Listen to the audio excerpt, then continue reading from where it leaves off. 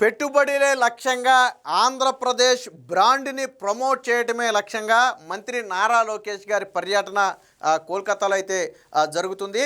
Indian chamber of commerce ఏదైతే plenary సమావేశం ఉందో ఆ సమావేశంలో ఒకే రోజు 5 గంటల వ్యవధిలో 17 మంది పారిశ్రామికవేత్తలను కలవటమే కాకుండా వారిని మెప్పించి విశాఖలో జరిగే పెట్టుబడుల సదస్సుకు రావాలి అని చెప్పి నారా లోకేష్ గారు అయితే ఒప్పించడం జరిగింది. అంటే అటు చంద్రబాబు గారు ఇటు నారా లోకేష్ ఇద్దరూ కూడా పెట్టుబడుల వేటలో ముందుకు సాగుతున్నారు. ఒక పక్క ప్రభుత్వం అందించే సంక్షేమ కార్యక్రమాలు సాగుతూ ఉన్నాయి. ఈరోజు అన్నదాత సుఖీభవ విడుదల చేయబోతున్నారు. మరో పక్క ఏదైతే ఇతర కార్యక్రమాలు ఉన్నాయో పింఛన్ కార్యక్రమం దగ్గర మొదలుపెట్టి ఇతర ఏ సంక్షేమ కార్యక్రమం ఆగట్లేదు. ఇంకో పక్క వైసీపీ విషరాజకీయం చేస్తున్నప్పటికీ కూడా దాన్ని ఎదుర్కొంటూనే మరో పక్క పెట్టుబడుల వేట కొనసాగిస్తున్నారు. నిన్నగాక మొన్న సింగపూర్ పర్యటనలో చంద్రబాబు గారు వాళ్ళని కలిసి మెప్పించి ఒప్పించి ఆంధ్రప్రదేశ్లో జరిగే పెట్టుబడుల సదస్సుకు రావాలన్నారు. నిన్న నారా లోకేష్ గారు కూడా అదే, అంటే ఒక పక్క తండ్రి మరో పక్క తనయుడు ఇద్దరు కూడా పెట్టుబడుల వేటలో ఉన్నారు. రాష్ట్రానికి దాదాపుగా 10-15 ఏళ్లలో రావాల్సిన పరిశ్రమలను కేవలం 2-3 ఏళ్లలోనే రప్పిస్తున్నారు. అంటే చిత్తశుద్ధి, ఇక్కడ చిత్తశుద్ధి ఇంపార్టెంట్. సాధారణంగా గూగుల్ లాంటి డేటా సెంటర్ కావచ్చు, కాగ్నిజెంట్ కావచ్చు, టీసీఎస్ కావచ్చు, ప్రముఖ బ్రాండ్లన్నీ కూడా మిట్టల్ కావచ్చు, ఇలాంటి ప్రముఖ బ్రాండ్లన్నీ కూడా రిలయన్స్ కావచ్చు వచ్చిన తరువాత కూడా ఇంకా ఏదో రావాలి, రాష్ట్రానికి మరికొన్ని పెట్టుబడులు రావాలి, మరికొంతమంది యువతకు ఉపాధి కల్పించాలి, రాష్ట్రానికి అదొక బూస్ట్ హబ్గా మారాలని చెప్పి ప్రయత్నం చేస్తూనే ఉన్నారు. అదే జగన్మోహన్ రెడ్డి హయాంలో ఒక్క కంపెనీ తీసుకురాకపోగా ఉన్న కంపెనీలను తరిమేసినటువంటి పరిస్థితి. మరి ఈరోజు అంటే కంపెనీలను తరిమేసే పరిస్థితి నుంచి ఈరోజు కంపెనీలను వరుసపెట్టి రాష్ట్రానికి తీసుకొచ్చే పరిస్థితికి రావటం అంటే ఆషామాషి వ్యవహారం కాదు. సింగపూర్లో కూడా చంద్రబాబు గారు వారికి ఒక హామీ ఇవ్వాల్సి వచ్చింది. ఏమని? జగన్ లాంటి వ్యక్తి మళ్ళీ రాడు అని. ఎందుకంటే సింగపూర్కి బాగా తెలుసు అమరావతి నిర్మాణంలో సింగపూర్ పాత్ర ఉంది, డిజైన్లో వాళ్ళ పాత్ర ఉంది. కానీ జగన్ వచ్చిన తర్వాత అదే సింగపూర్ని తరిమేయటమే కాకుండా ఏదో సింగపూర్కి ఆంధ్రప్రదేశ్ని అమ్మేసినట్టుగా అప్పట్లో ప్రచారం చేస్తే వాళ్ళు మనస్తాపం చెంది వెళ్ళిపోయారు. ఎందుకంటే అత్యంత స్వచ్ఛమైన దేశాలలో సింగపూర్ ఒకటి, అవినీతి రహిత దేశాల్లో సింగపూర్ ఒకటి. అలాంటి దేశాలకే అవినీతి మరకంటించే ప్రయత్నం చేశాడు జగన్మోహన్ రెడ్డి. కానీ మళ్ళీ ఈరోజు అక్కడికి వెళ్ళి వాళ్ళని రమ్మనాలంటే చంద్రబాబు గారికి కూడా ఒక అనుమానం ఉంది, వాళ్ళలో ఒక అనుమానం ఉంది. మళ్ళీ జగన్మోహన్ రెడ్డి వస్తే చంద్రబాబు గారు హామీ ఇచ్చారు, ఇంకొక 10-15 ఏళ్ల పాటు జగన్ అనే వ్యక్తి అధికారంలోకి రాడు, మీరు పెట్టే పెట్టుబడులకు మాది బాధ్యత అని చంద్రబాబు గారు సింగపూర్లో హామీ ఇచ్చారు. అలాగే నిన్న కోల్కతాలో కూడా మీరు ఏ రాష్ట్రంలోనైనా పరిశీలించుకోండి, అంతకంటే ఒక సౌకర్యం అదనంగా మా దగ్గర ఉంటుంది. దేని దగ్గర మొదలు, విద్యుత్ దగ్గర మొదలు కావచ్చు, వాటర్ దగ్గర మొదలు కావచ్చు, అనుమతుల దగ్గర మొదలు కావచ్చు, ఇన్సెంటివ్స్ దగ్గర కావచ్చు, ల్యాండ్ ఇచ్చే వేగంలో కావచ్చు, ఎందులోనైనా సరే ఇతర ఏ రాష్ట్రంలోనైనా పరిశీలించుకోండి, అంతకంటే మెరుగ్గా ఉంటేనే మా దగ్గర పెట్టుబడి పెట్టండి అని చెప్పి నిన్న అక్కడ కోల్కతాలో కూడా నారా లోకేష్ గారు వాళ్ళకు ఒక భరోసా ఇచ్చారు. మనకు కలిసి వచ్చింది ఏంటంటే అత్యధిక కోస్టల్ ఏరియా ఉన్నటువంటి రాష్ట్రం ఆంధ్రప్రదేశ్ కావడంతో పరిశ్రమలు వేగంగా రావడానికి అవకాశం ఉంది. అదే సమయంలో మ్యాన్ పవర్, సమృద్ధిగా మ్యాన్ పవర్ ఉంది. స్కిల్డ్ పర్సన్స్ కోసం ఇప్పటికే చంద్రబాబు గారు ఒక యూనివర్సిటీని ఏర్పాటు చేస్తామని చెప్పారు. అలాగే స్కిల్ డెవలప్మెంట్కి సంబంధించి సెంటర్లు ఇప్పటికే నడుస్తున్నాయి. కాలేజీ స్థాయిలో ఉండగానే వారికి స్కిల్ కోర్సులు నేర్పే ప్రయత్నం ఇప్పటికే ఆంధ్రప్రదేశ్ చేస్తుంది. కాబట్టి భవిష్యత్తులో మీకు స్కిల్డ్ పర్సన్స్ దొరకటానికి కూడా ఇబ్బంది లేకుండా ఆంధ్రప్రదేశ్ నుంచే అందరూ మీకు అవైలబుల్ ఉంటారని చెప్పి నారా లోకేష్ గారు అయితే చెప్పడం జరిగింది. ఏది ఏమైనా ఒకే రోజులో 5 గంటల వ్యవధిలో 17 మంది పారిశ్రామికవేత్తలతో భేటీ కావటమే కాకుండా వారిని ఒప్పించి మెప్పించడం అంటే ఆషామాషి వ్యవహారం కాదు. చంద్రబాబు గారు అంటే చంద్రబాబు గారికి మించిన చాతుర్యాన్ని నారా లోకేష్ ప్రదర్శిస్తున్నారు. వీళ్ళందరూ త్వరలో జరగబోయే విశాఖలో జరగబోయే సిఐఏ సదస్సుకి, నవంబర్లో అనుకుంటా సిఐఏ సదస్సుకి వీళ్ళందరూ రాబోతున్నారు. ప్రతి ఒక్క పారిశ్రామికవేత్త ఒక్కొక్కరు ఒక్కొక్క ఐడియాతో రండి. మీరు ఏ రంగంలో పెట్టుబడి పెట్టాలన్నా మేము సిద్ధంగా ఉన్నాం.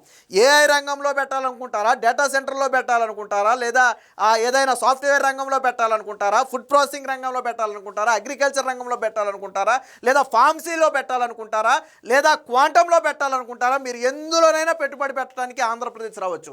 అన్ని పుష్కలంగా ఉన్నటువంటి రాష్ట్రాలలో ఆంధ్రప్రదేశ్ మొదటి స్థానంలో ఉంది.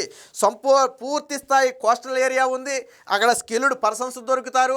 అదే సమయంలో ప్రభుత్వ సహాయ సహకారాలు ఉన్నాయి. ఈజ్ ఆఫ్ డూయింగ్ బిజినెస్ కాదు, స్పీడ్ ఆఫ్ డూయింగ్ బిజినెస్, అంటే వారాల వ్యవధిలోనే అనుమతులు మంజూరు చేసే వ్యవస్థ ఆంధ్రప్రదేశ్లో ఉంది. మీరు ఎవరికి సింగిల్ పైసా ఇవ్వాల్సిన అవసరం లేదు. మీరు పెట్టుబడి పెట్టండి, మీకు కావాల్సినవన్నీ కూడా మేము సమకూరుస్తామని చెప్పి నారా లోకేష్ గారు అయితే వారికి ఒక భరోసా కల్పించారు. దీనికి సంబంధించినటువంటి వార్త వచ్చింది. ఎవరెవరిని కలిసారంటో చూద్దాం ఒకసారి. ఒకే రోజు 17 మంది పారిశ్రామికవేత్తలతో లోకేష్ భేటీ. ఏపీ బ్రాండ్ ప్రమోట్ చేయడమే లక్ష్యంగా సమావేశాలు. ఏపీ బ్రాండ్ను ప్రమోట్ చేయడమే లక్ష్యంగా మంత్రి నారా లోకేష్ కోల్కతాలో నిర్వహించిన ఇండియన్ ఛాంబర్ ఆఫ్ కామర్స్ ప్లేనరీలో పలువురు పారిశ్రామికవేత్తలతో భేటీ అయ్యారు. మధ్యాహ్నం ప్లేనరీ సమావేశం ముగిసిన తరువాత 5 గంటల వ్యవధిలోనే 17 మంది పారిశ్రామికవేత్తలను కలిసి ఏపీలో పెట్టుబడులు పెట్టాల్సిందిగా వారందరినీ కూడా ఆహ్వానించారు. సో ఐటీసీ సీఎండీ అయినటువంటి సంజీవ్ పూరితో మంత్రి నారా లోకేష్ గారు చర్చిస్తున్నారు. దానికి సంబంధించిన ఫోటో ఇక్కడ చూడొచ్చు. క్రాప్ వాల్యూ చైన్ క్లస్టర్లో పెట్టుబడి పెట్టండి అని చెప్పి ఐటీసీ చైర్మన్ మేనేజింగ్ డైరెక్టర్ అయినటువంటి సంజయ్ పూరితో లోకేష్ భేటీ అయిన సందర్భంగా కోరారు. సో ఇందులో పెట్టుబడులు పెట్టే అంశాన్ని పరిశీలించాలని, వాతావరణ మార్పులను తట్టుకుని నిలబడగలిగే వంగడాలు సృష్టి, అలాగే అగ్రి ఫారెస్ట్రీ ఆదర్శ గ్రామాల నిర్మాణంలో ఏపీతో కలిసి పనిచేయాలని కోరారు. ఐటీసీ చైర్మన్ సంజయ్ పూరి మాట్లాడుతూ ఐటీసీ సంస్థ ఇప్పటికే ఏపీలో తమ సంస్థ నిర్వహిస్తున్నటువంటి ప్రాజెక్టులు, హోటళ్ల గురించి వివరించారు. సిఎస్ఆర్ నిధులతో సుస్థిర గ్రామీణాభివృద్ధి కార్యక్రమాల ద్వారా 361 గ్రామాలను ఆదర్శ గ్రామాలుగా తీర్చిదిద్దుతున్నట్టుగా కూడా చెప్పారు. ఏపీ తాజాగా ప్రతిపాదనలు పరిశీలిస్తామని, అవకాశం ఉన్న మేరకు ఏపీలో పెట్టుబడులు పెట్టడానికి ప్రయత్నిస్తామని చెప్పి ఆయన ఒక హామీ కూడా ఇచ్చారు. ఇక విక్రమ్ సోలార్ చైర్మన్ అయినటువంటి ఎండి జ్ఞానేష్ చౌదరితో కూడా, అలాగే సిఇఓ అరుణ్ మిట్టల్తో కూడా లోకేష్ గారు అయితే భేటీ అయ్యారు.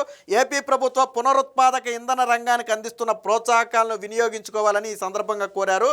సో దీంతో పాటు హైపర్ స్టోరేజీ విస్తరణతో పాటు ఇంటిగ్రేటెడ్ సౌర విద్యుత్ హబ్ను కూడా ఏర్పాటు చేసే అవకాశాన్ని పరిశీలించాలని కోరేక ఈవీ గ్రేడ్ అల్యూమినియం తయారీ యూనిట్ నెలకొల్పండి. Shyam metallics energy limited director అయినటువంటి శితాల్ అగర్వాల్, అలాగే సూపర్ మెల్టాట్ లిమిటెడ్ చీఫ్ మెంటర్గా ఉన్నటువంటి గోపాలకృష్ణ చరణ్ను తదితర డైరెక్టర్లతో పాటు మరికొంతమందితో లోకేష్ గారు అయితే భేటీ అయ్యారు.